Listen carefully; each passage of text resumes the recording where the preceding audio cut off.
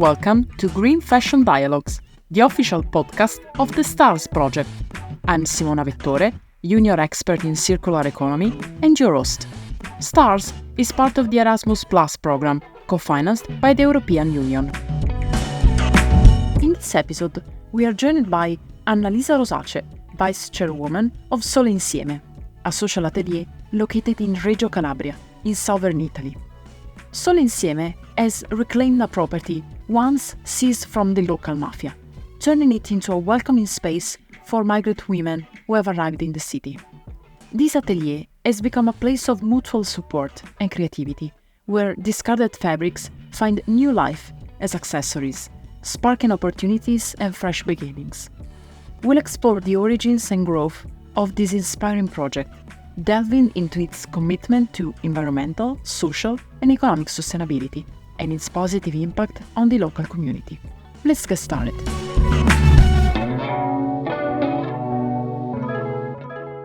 Welcome, Annalisa.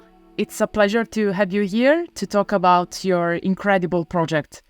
But let's start from the beginning. It's always inspiring to hear how personal journeys shape projects. Your path must have done some key moments that lead you to this point. Would you tell us a little bit about you and how you developed Sole Insieme? Hello everyone, I'm Annalisa Rosace, I'm 31 years old and I have recently become the vice-president of Sole Insieme.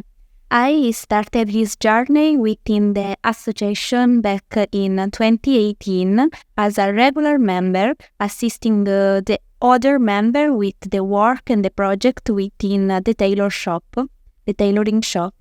I worked closely with the migrant women in the area, helping them create a resume and trying to understand what benefits such as authentic work would bring.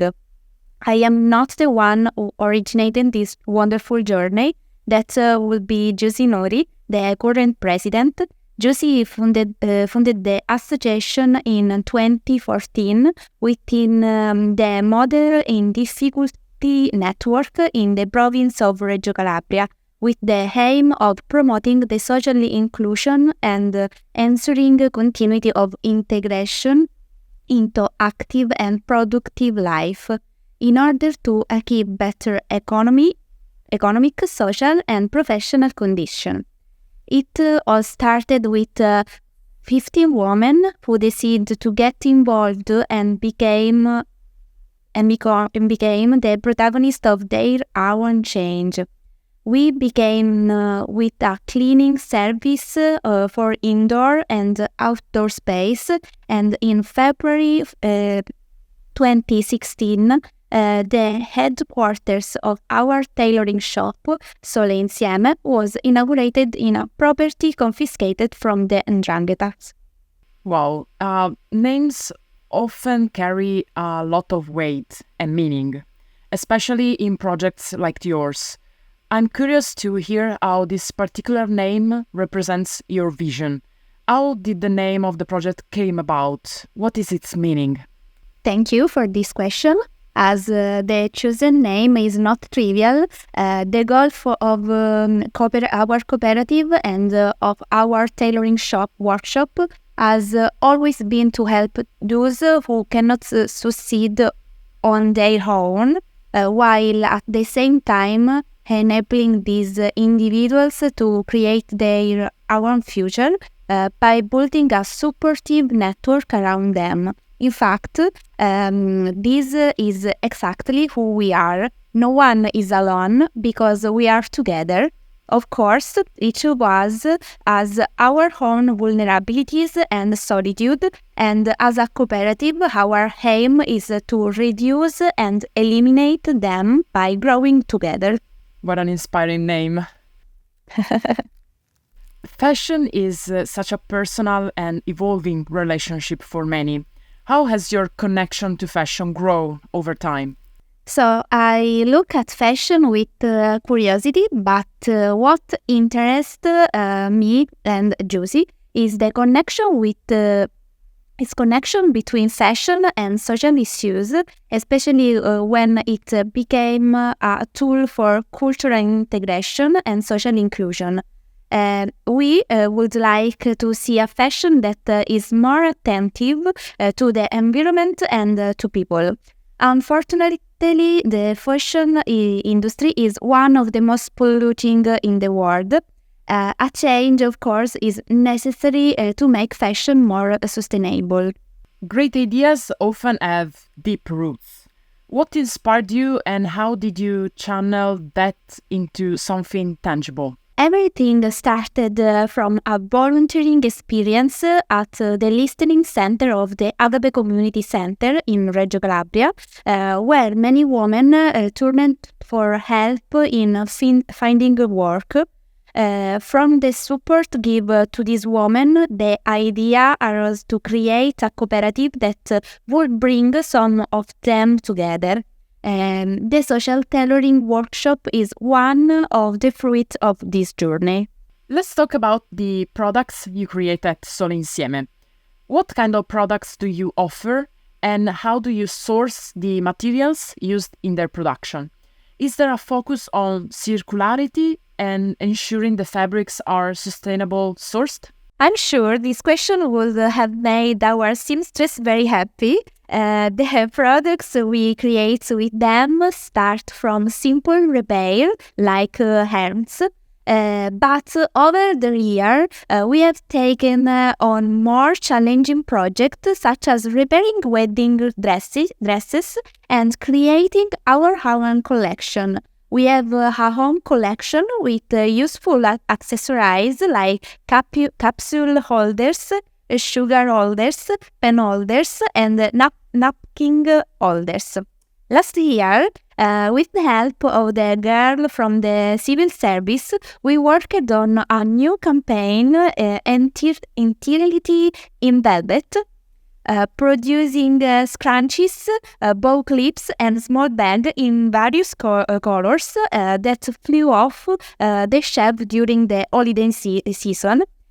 Additionally, at our tailoring shop, you will always find fabric bookmakers and a t-shirt printed with a 3D printer, created through various projects with the schools. As I mentioned, our products are diverse and we are always trying to reinvent ourselves. One fun things we do is create surprise for Easter egg. I mentioned earlier that the seamstress will be happy because they are always busy and I never stop smiling. Regarding the raw materials, we carefully research materials before production our product, and we conduct various tests afterwards. We receive fabric scraps from both major local brands and other organizations that reach out to us, and we always try to choose simple, high-quality materials. And values are at the core of every project, especially when it comes to social enterprises. Let's dive into what guides you. Would you share with us the main values of Sole Insieme? The mission of Sole Insieme is to create concrete job and inclusion opportunities for women in difficulty. The main values are autonomy, integration, and inclusion. Very important values. Yeah. Every journey comes with its own set of obstacles. What have been the most significant challenges and how have you worked through them? The most significant challenge has been to create job opportunities in a poor area with a very high unemployment rate and growing youth depopulation. The biggest challenge has been starting a productive activity like the tailoring workshop, which continues to thrive after several years. And I think that the social aspect of your work is especially crucial and fascinating.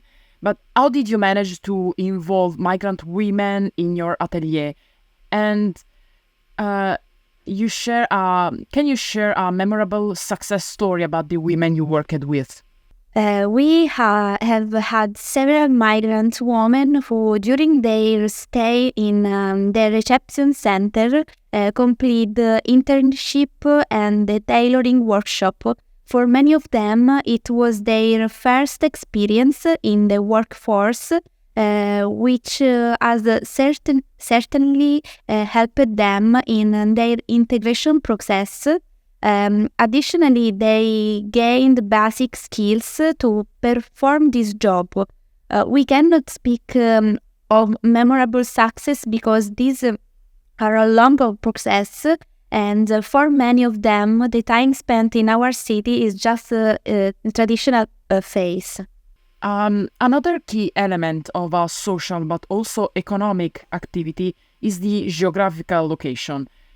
Your activity is based in Calabria, a region in southern Italy known for its economic challenges and historical issues with organized crime. How has this context influenced your choice of location, and what aspects did you consider to make the most of the area's potential, considering that you also decided to work into a property from the 'Ndrangheta? Our cooperative has chosen to start its activities in a property sales from the 'Ndrangheta as a statement of legality and a way to redeem the territory. Additionally, we were among the first company to join the pizza-free campaign by Reggio Reggio, freedom has no extortion. And this also it's a powerful sign in this territory. But this is also related to community. So building relationships within a community can make or break a project. How did you establish trust and build a customer base locally? With the professionalism of the people who work with us, our clients are satisfied with the work of our seamstresses and glad in return. The communication efforts and word of mouth have been essential. So we talked about social aspects, environmental aspects, but sustainability isn't just about materials. It's also about keeping the project financially viable. How have you balanced that aspect? The tailoring workshop is mainly sustained by the income from sewing job, repairs and garment production. All social and community engagement work is done either voluntarily through fundraising efforts or by participating in grants. Another important aspect when we talk about fashion-related project is communication. The way you communicate your story is just as important as the product itself. Traditional fashion in particular relies heavily on marketing. How do you differentiate your message and align it with your values? So, by sharing our daily lives, especially through social media, we hope to leave a mark by showcasing the daily work of our seamstress and everything that happens within the tailoring shop. We have used our tailoring space for book presentation on topics related to our mission, as well as for tea gatherings with other women who resonate with our message. Alongside all our clients, the tailoring shop is always open and available, ready to listen to others. We are nearing the end of our chat, but before we wrap up, I'd like to ask what you envision for the future of Sole Insieme and how you keep your work fresh and inspiring. Already, we hope to create a network of small social tailoring workshops to strengthen this small initiative, which together could make a difference. Our networking effort is guided by the organization Agape, Agape is a community center that, as I mentioned before, listens to people and seeks the best way to help them. Within Agape, there are many realities similar to ours, and with their support, we already create fun, creative workshops for Carnival. Our next step, I'm mentoring it here, so we have to make it happen, is to create wedding favors. We try to reinvent ourselves each time. Our wonderful seamstress and civil service girls are really great at analyzing requests and coming up with amazing ideas that attract customers. One thing we care about a lot is research. Josie and I never stop. We look for ideas online and try to connect with other similar realities outside our region. This summer, believe it or not, we managed to connect the local population of a very difficult neighborhood in Reggio Calabria with a group of women from Puglia, creating a simple workshop to make pen holders from denim scraps. After that meeting, we found out that those women decided to open their own tailoring shop in Puglia. That's incredible. Yes, absolutely. We strive to draw inspiration from others to improve ourselves, and we hope that after this chat with you, we will have the opportunity to connect with other realities. Networking is important both locally and beyond. So many awesome projects. Congratulations, really. Yeah, absolutely. Thank you. Lastly, before we say goodbye, many aspiring entrepreneurs are likely listening to you today. What key advice would you give to someone starting out in ethical fashion? Thank you for this question. When Josie talks about it, she always say that being one of the first in our area to create something like this came with challenges and fears. Personally, I would recommend getting to know the existing experiences, believing in oneself and trying. New idea can be intimidating for those who have to bring them to life, but they can be useful and serve as examples for those around them. By starting out, it's possible to create a network with already existing realities to grow together, improve, and perhaps even give rise to something extraordinary. Thank you so much for sharing your journey and insights with us today, Annalisa. It's been a pleasure learning more about your work and the impact you are making in the ethical fashion world. I'm sure our listeners have gained a lot of valuable takeaways. Thank you. Thank you, Simona, for this wonderful moment. It's important for me and for us to be here talking with you about our project. We believe in it strongly and want to continue growing. Good luck. Thank you. Thank you for joining us on this episode of Green Fashion Dialogues. We hope you will find our discussion insightful and inspiring. If you enjoyed this episode, please subscribe to our podcast and leave us a review. You can also follow the Stars Project on social media to stay updated on our latest initiatives and events. Remember, together we can make fashion more sustainable and inclusive. Until next time, I'm Simona Vettore, and this has been Green Fashion Dialogues.